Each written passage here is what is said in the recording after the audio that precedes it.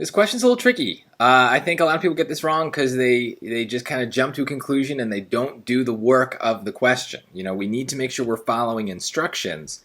And in one sense, those instructions are really easy, right? We're just supposed to decide, do we add this sentence to the paragraph? And so our normal inclination is, let's read the sentence. Working in offices with windows, workers in offices with windows sleep an average of 46 minutes more per night than workers in offices without windows. So interesting fact, if we then continue to follow the instructions and say, well, should we add it to the paragraph? Let's read what we've got going on here.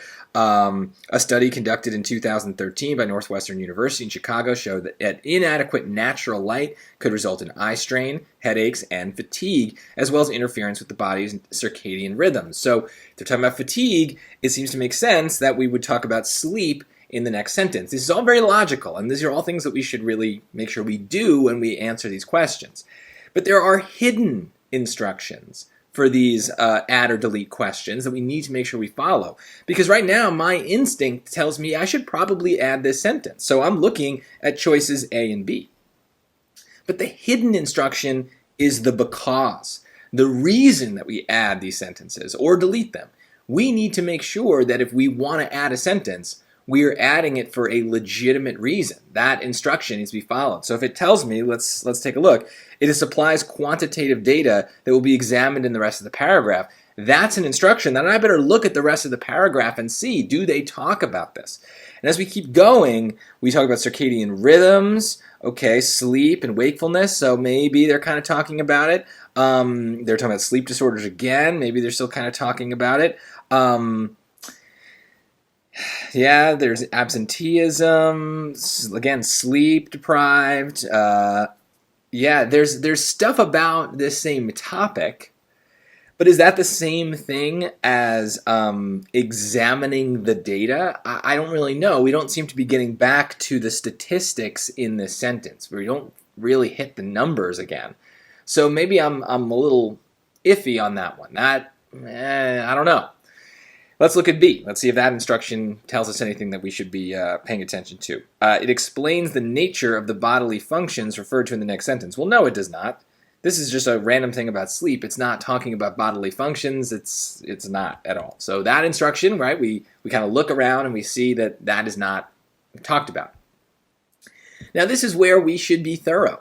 Because a lot of times with these add or delete questions, we may have an instinct, and that instinct is often right, but not necessarily right. And so the instruction is to look at all the choices and make sure that the becauses make sense.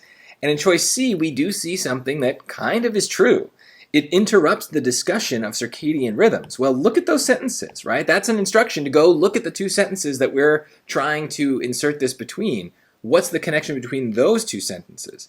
Well, it's talking about circadian rhythms, and then it's continuing to talk about circadian rhythms almost in like a definitional way, right? So we've introduced an idea. It would make sense to follow that with an explanation of that idea to define it for us.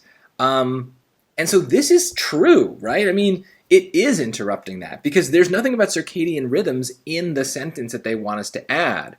And so now, even though I was kind of holding out hope for choice A, C is definitely a better match. We checked with what we're supposed to check with, and this is just true, whereas A is like this kind of maybe true that I'm forcing it, to fit. We don't want that. We don't want to have to feel like we're doing the work.